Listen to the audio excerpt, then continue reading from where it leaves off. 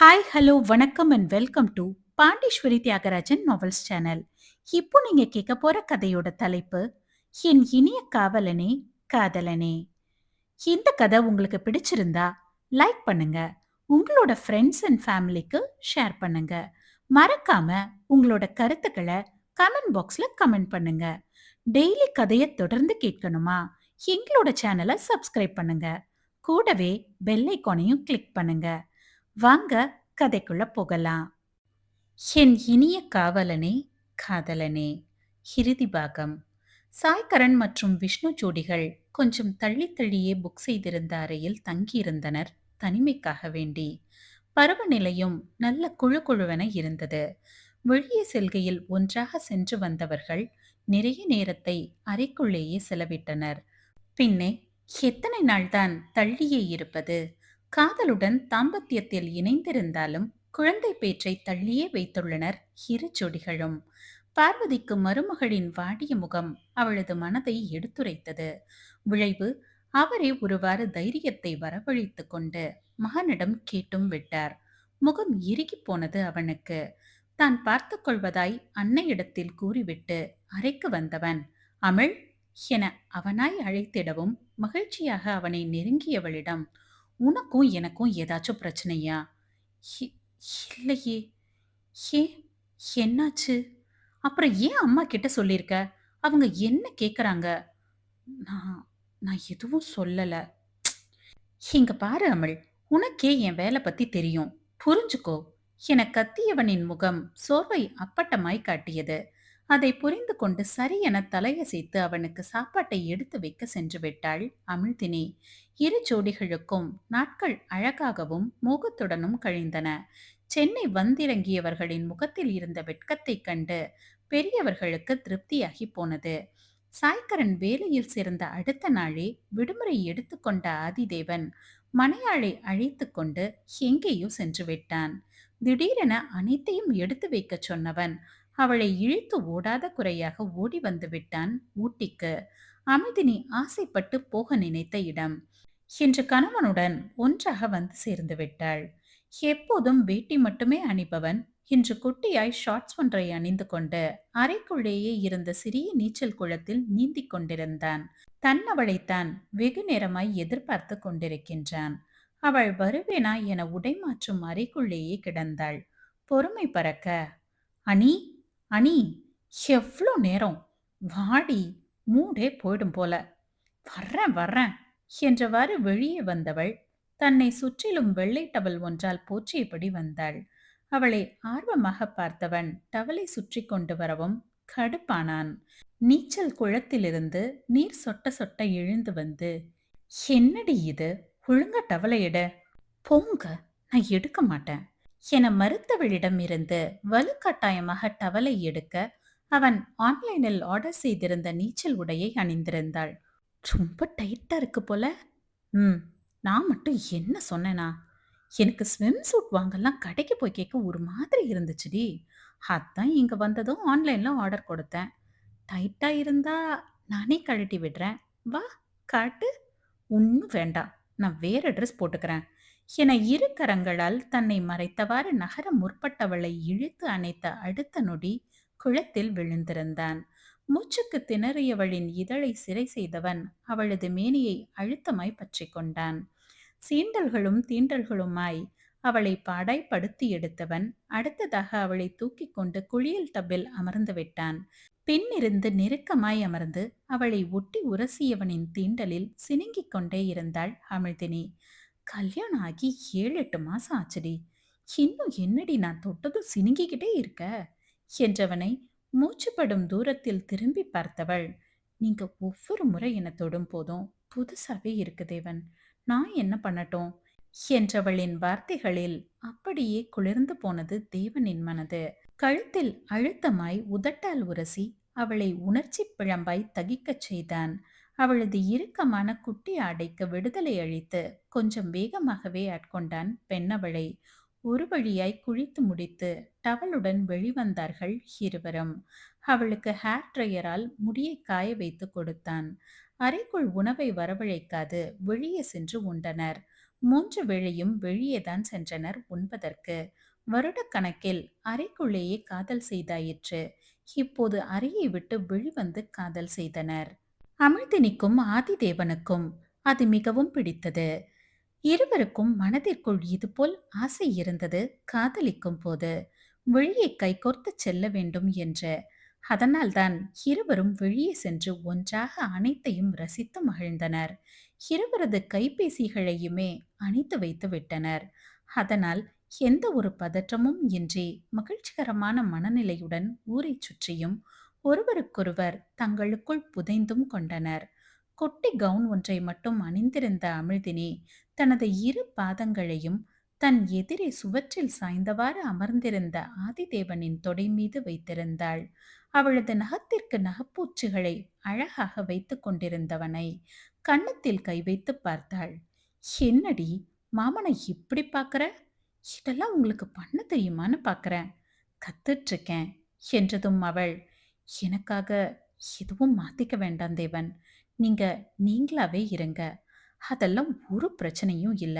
ஏன் பொண்டாட்டிக்கும் இது மாதிரி ஆசை இருக்கும்ல என்றவன் நகைப்பூச்சை வைத்து முடித்துவிட்டு அவளது பாதங்களை மெதுவாய் பிடித்து விட்டு கொண்டு, உனக்கும் இது மாதிரி சின்ன சின்ன ஆசையெல்லாம் இருக்கும் தானே அமள்? எனக்கு இதெல்லாம் பழக்கம் இல்லடி. உனக்கே தெரியும்ல. காலேஜ் படிக்கும்போது கேர்ள் ஃப்ரெண்ட்ஸ்னு யாரும் இல்ல. அரண்யா கிட்டயும் ஒரு ஏஜுக்கு மேல என்னால பேசிக்க முடியல. அதனால எனக்கு இந்த கிஃப்ட் அது மேலெல்லாம் பெருசா இன்ட்ரெஸ்ட் இருந்ததில்ல அமள். உனக்கு தேவைப்படுறத வாங்கி தரணும்னு யோசிப்பேனே தவிர, நீ ஆசைப்பட்டத வாங்கி கொடுக்கணும்னு நினைக்கலடி. ஏன் தப்புதான். இனி நான் கத்துக்கிறேன். ஏதாச்சும் எதிர்பார்த்தாலும் வாய் விட்டு சொல்லுடி. நான் நிறைவேத்துறேன். தயங்கிட்டு இருக்காத அமள். என் வேலையும் வேற அப்படி. டைம் கிடைக்கும் போது உன் கூட உன் பக்கத்துல இருக்கதான் தோணுதே தவிர, உனக்கு என்ன வாங்கி தரணும் அப்படிலாம் தோணவே மாட்டேங்குது அமள். சாரிடி. நான் என அவன் ஏதோ சொல்ல வர, அவனது இதழ் மீது கரம் வைத்து தடுத்தவள், சாரிலாம் வேண்டாம் மாமா. எனக்காக நீங்க இவ்ளோ தூரம் யோசிக்கிறத பார்க்கும்போதே சந்தோஷமா இருக்கு. நானும் எதிர்பார்ப்பேன் தான். வாய் விட்டு கேட்க தயக்கமா இருக்கும். இனி நான் தயங்கல. போதுமா? என்றவளின் இடையினை பிடித்து தன்னோடு நெருக்கியவன், லவ் யூ அனி என இதழை சிறை செய்யும் போது அவளது கரத்தில் எதையோ திணித்தான்.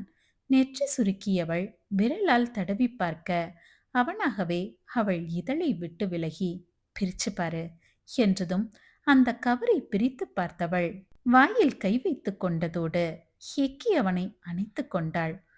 தேவன் எனக் கூறும் போதே கண்ணீர் தாறுமாறாக வழிந்தது அவளது கன்னத்தில். நீ ஆசைப்பட்டியான்னு தெரியல. பட் எனக்கு ஆசை அமள். அட்லீஸ்ட் ஒரு வருஷமாச்சும் நீ உன் சொந்த காலில் நிக்கணும்னு. குழந்தை பிறந்தப்புறம் உன்னால மேனேஜ் பண்ண முடிஞ்சா நீ தாராளமா போலாம் என்றதும் விலகியவளின் கண்ணீரை துடைத்துவிட்டு, சாய் கல்யாணத்துக்கு முன்னாடி நாள் தான் லெட்டர் கைக்கு வந்துச்சு. இந்த கம்பெனி எம்டி அவங்க அப்பாவை கொலை பண்ண கேஸ் என்கிட்ட தான் வந்துச்சு. நான் தான் ஹேண்டில் பண்ணேன். ஸோ அவர்கிட்ட உன்னை பத்தி பேசினேன். ஸ்ட்ரைட்டா வேலையில ஜாயின் பண்ண தான் அவர் சொன்னாரு. பட் நான் தான் இன்டர்வியூ அட்டன் பண்ணட்டும். அவ அந்த வேலைக்கு ஒர்த்னா நீங்க செலக்ட் பண்ணுங்கன்னு சொன்னேன். என்னால உனக்கு கை தான் கொடுக்க முடியும் அமள். நீ தான் எழுந்து வரணும். அதத்தான் நான் விரும்புறேன். இந்த வேலையை ஈஸியா நான் வாங்கி கொடுத்துடலாம். பட் நீயா அட்டன் பண்ணி செலக்ட் ஆனாதான் உனக்கும் அந்த வேலையில ஒரு பிடிப்பு இருக்கும். எனக்கு இந்த கேக்கு, ரிங் எல்லாம் வாங்கி தந்து சந்தோஷப்படுத்த தெரியாதுடி. எனக்கு தெரிஞ்ச மாதிரி உன்னை சந்தோஷமா வச்சுப்பேன் எப்பவுமே. அதனால தான் எல்லாரும் ஒண்ணா போனா நம்ம தனியா இருக்க முடியாதுன்னு நினைச்சு அவங்கள முன்னாடி போக சொன்னேன். சாய்க்கரன் வர்றதுக்குள்ள என்னோட வேலையை முடிச்சிட்டா அவன் வந்ததும் பார்த்துப்பான். அதனால தான் வேலை ரொம்ப டைட்டா இருந்துச்சு. உன் கூடவும் பேச முடியல. அவன் தோள் சாய்ந்து கொண்டவளின் உச்சியில் அழுத்தமாய் முத்தமிட்டான் ஆதிதேவன். இதுதான் ஆதிதேவன். அவளுக்கு எப்போது எது வேண்டுமோ அதை சரியான நேரத்தில் சரியாக செய்து கொடுத்து விடுவான். கிணற்றில் தள்ளி விடுபவன் அவனாகத்தான் இருப்பான். அதேபோல் மேலே ஏறி வர கயிற்றை தராது நீச்சலை சொல்லித்தரும் ரகம் அவன். சென்னை கிளம்புவதற்கு ஒரு நாள் முன்பு கடைக்கு அழைத்துச் சென்றவன் அவள் இன்டர்வியூ செல்ல ஆடை வாங்கி தந்தான். கையோடு அவளுக்கு வேண்டியதை வாங்கிக் கொள்ளச் சொல்லவும் தயக்கமாய் நின்றவளிடம் என்னவென கேட்க, நான் கொஞ்சம் மேக்கப் திங்ஸ் வாங்கிக்கட்டுமா? சரி, தேவையானத வாங்கிக்கிட்டு வா. நான் அங்க வெயிட் பண்றேன். என்ற பின்னரும் அவள் அங்கேயே நிற்க, என்னடி? இல்ல, நான் அதிகமா செலவு பண்ணிட்டா நீங்களும் கூட இருங்களேன். அப்புறம் இஷ்டப்படி ஆசைப்பட்டேன்னு தேவையில்லாதெல்லாம் வாங்கிட போறேன் என்றதும் அவளுடன் சேர்ந்து அவளுக்கு ஏற்ற வகையில் அவனும் கற்றுக்கொண்டு பார்த்து வாங்கி தந்தான். கூடவே அவளுக்கு பிடித்த காஜலையும் வாங்கி தந்தான். ஆசைப்பட்டு ஒரு முறை கேட்ட, பட் நீ வச்சு நான் பார்க்கவே இல்ல, எனக்கு வச்சு காட்டுற என சொல்லியே அவளிடம் தந்தான். குடும்பத்தினருக்கும் சில பொருட்களை வாங்கிக் கொண்டு அறைக்கு வந்து சேர்ந்தனர். மறுநாள் காலை வாங்கி தந்த பொருட்களை கொண்டு மிதமான அலங்காரம் செய்து கொண்டவள் உடை மாற்றும் அறைக்குள்ளேயே இருந்தாள். அவளுக்கு கூச்சமாக இருந்தது. திருமணம் வரவேற்பின் போது அலங்காரம் செய்தது வேறு. என்று அவளே கொஞ்சமாய் அலங்காரம் செய்து கொண்டதும் ஒருவித கூச்சத்தை தந்தது. அவனும் நேற்றைய கூடலில் நேரம் கழித்தே எழுந்தவன் நேரே குளியலறைக்குள் புகுந்து கொண்டான். தலையை துவட்டியவாறு வெளிவந்தவன் தன்னவளை அழைக்க, 2, 3 அழைப்புகளுக்கு பின்னரே கதவை திறந்து வெளியே வந்தாள். அவளை திரும்பி பார்த்தவன் அசந்து போய்விட்டான். மெல்லிய புடவையை தோளில் ஒரு மடிப்பு மட்டும் வைத்து மீதியை தொங்க விட்டிருந்தாள். கண்களுக்கு அழகாய் மையிட்டு உதட்டிற்கு கொஞ்சமாய் சாயம் பூசி தலைமுடியை விரித்து விட்டிருந்தாள். "ஹேய் அனி!" என அவளை நெருங்கியவன் கண்களாலேயே ருசித்து விட்டான் அவளை. அதன் தாக்கம் தாங்காது பார்வையை தழித்துக் கொண்டாள். "அமிழ், நேத்து வாங்கின மேக்கப் திங்ஸ் எல்லாத்தையும் குப்பையில போடுடி." "ஏன்?" பார்த்ததும் என்னால கண்ட்ரோல் பண்ணவே முடியல. "டெய்லி நீ இப்படியே ஆஃபீஸுக்கு போனா நான் காலி போல மார்னிங். மயக்கிறதுக்கு தான் இதெல்லாம் வாங்கினியாடி?" என்றவன் அருகில் இருந்த துணியை எடுத்து அவளது இதழ் சாயத்தை துடைத்தவன் உதட்டில் ஆழமாய் கவிதை வாசித்தான். அவனது கரங்கள் அத்துமீறிட வீணையாய் சினுங்கினாள். அச்சத்தம் மூளையில் ஏறி ரசாயன மாற்றத்தை துரிதமாய் ஏற்படுத்தவும் அவளை மீட்ட ஆரம்பித்தான். மற்றதில் எப்படியோ இல்லை தத்தியோ ஆதிதேவன். ஆனால் மூன்றாம் பாலில் கலாரசிகன் அவன். எங்கு பொறுமையும் எங்கு வேகத்தையும் கையாள வேண்டுமோ அங்கு சரியாக கையாண்டு இருப்பான். எங்கு தொட்டால் எங்கு முத்தமிட வேண்டும், எவ்விடத்தில் சினுங்கினால் அவளை இன்புறச் செய்ய வேண்டும், எங்கு திமிரினால் எப்படி அடக்க வேண்டும், எங்கெல்லாம் அவளை துடிக்கச் செய்ய வேண்டும் என அனைத்தையும் மென்மையாகவும் பல இடங்களில் வன்மையாகவும் கையாண்டு அவளை மொத்தமாய் சுருட்டி அவளுள் புதைந்துவிட்டு தன்னை அவளுள் கொட்டி தீர்த்த பின்னரே விலகினான் அவன். மறுநாள் சென்னைக்கு வந்து விட்டனர். குடும்பத்தினரின் ஆசையுடன் இன்டர்வியூ அட்டன் செய்தவள் அதில் தேர்வானதும் அவளை விட அவன்தான் மகிழ்ச்சியடைந்தான். முதல் மாத சம்பளத்தை பார்வதி கரத்தில் கொடுத்ததும் மகிழ்ந்தவர் அதிலிருந்து 100 ரூபாய் மட்டும் எடுத்துக்கொண்டு மீதியை அவளிடத்திலேயே கொடுத்து விட்டார். அந்த 100 ரூபாயை பூஜை அறையில் இருக்கும் உண்டியலில் அவள் கரத்தாலேயே போடச் சொன்னார். முதல் திருமண நாளில் ஆதிதேவனுக்கு மோதிரத்தை பரிசளித்தாள். அவனும் மனையாளுக்கு தற்போது சின்ன சின்ன பரிசுகளை, அதுவும் அவளுக்கு தேவைப்படுவதாக இருப்பது போல் அடிக்கடி கொடுக்க ஆரம்பித்தான். சாய்கரன் அரண்யா வாழ்வும் தெளிந்த நீரோடையாகச் சென்றது. அவளுக்காக நேரம் ஒதுக்கி தன் காதலால் தினம் தினம் அவளை உற்சாகப்படுத்தினான். விஷ்ணுவிற்கும் ஹாசினிக்கும் புரிதல் இன்னும் அதிகமாகி இருந்தது. இருவரும் ஒருவர் மீது ஒருவர் கொண்ட அன்பை அதிகப்படுத்திக் கொண்டு மகிழ்ச்சிகரமாக வாழ்ந்தனர்.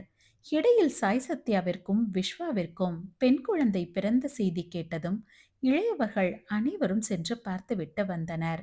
சாய் சத்யாவிற்கான பத்திய சாப்பாட்டை கணேஷ் தான் ரேணுகாவிடம் செய்யச் சொல்லி கெஞ்சி கேட்டு வாங்கி கொண்டு போய் கொடுத்து விட்டு செல்வார் கம்பெனிக்கு. வெற்றி அமிர்தாவிற்கு மகளை ஏற்றுக்கொள்ள இன்னும் அவர்களுக்கு மனம் வரவில்லை. வருடங்கள் கடந்தன. அமிழ்தினியின் வளைகாப்பு. கரங்கள் வளையல்களால் நிறைந்திருக்க, முகம் முழுவதும் தாய்மை பூரிப்பில் சந்தனம் மின்ன, பற்கள் தெரிய சிரித்தவாறு அமர்ந்திருந்தாள் அமிழ்தினி. அவள் அருகே குடும்பத்தினர் அனைவரும் அமர்ந்திருந்தனர். விழா முடிந்து வீட்டு ஆட்கள் மட்டும்தான் இருந்தனர். ஆதிதேவன் யாரிடமோ பேசிவிட்டு வந்து அவள் அருகே அமர இடம் தேட, விஷ்ணுவோ அண்ணா இடம் இல்ல என்றதும் சாய்கரனின் மடியில் அமர்ந்து விட்டான். சிரித்து பேசியிருந்த சமயம் அமிழ்தினி நெளிந்து கொண்டிருக்கவும் என்னவென கேட்டாள் ஹசினி. நகைகள் கனமாக இருப்பதாகவும் அதுவே ஒருவித அசௌகரியத்தை தருவதாகவும் கூறியதும் ஹாசினியும் அரண்யாவும் இணைந்து கொஞ்ச நகைகளை மட்டும் விட்டுவிட்டு கனமான நகைகளை கழட்டினர். பார்வதிக்கு பெண்களின் இந்த ஒற்றுமை எப்போதும் இருக்க வேண்டும் என வேண்டிக் கொண்டார். சரியாக வரலட்சுமி நோன்பு அன்று சிவநாதன் பார்வதி வீட்டில் சுகப்பிரசவத்தில் மகாலட்சுமி பிறந்தாள். துப்பாக்கி பிடித்த கரம் வெண்பஞ்சு மேகம் போல் இருந்த சிசுவை தூக்குகையில் சின்ன அதிர்வை உணர்ந்தது. தன் அவளை சென்று பார்த்தவன் இதழில் அழுத்தமாய் தன் இதழ் கொண்டு ஒற்றி எடுத்து, "உன்ன மாதிரியே பொன்னடி" எனவும் அவளது முகமும் மகிழ்ச்சியில் விரிந்தது. குழந்தைக்கு அனன்யா தேவன் என பெயர் சூட்டி மகிழ்ந்தனர்.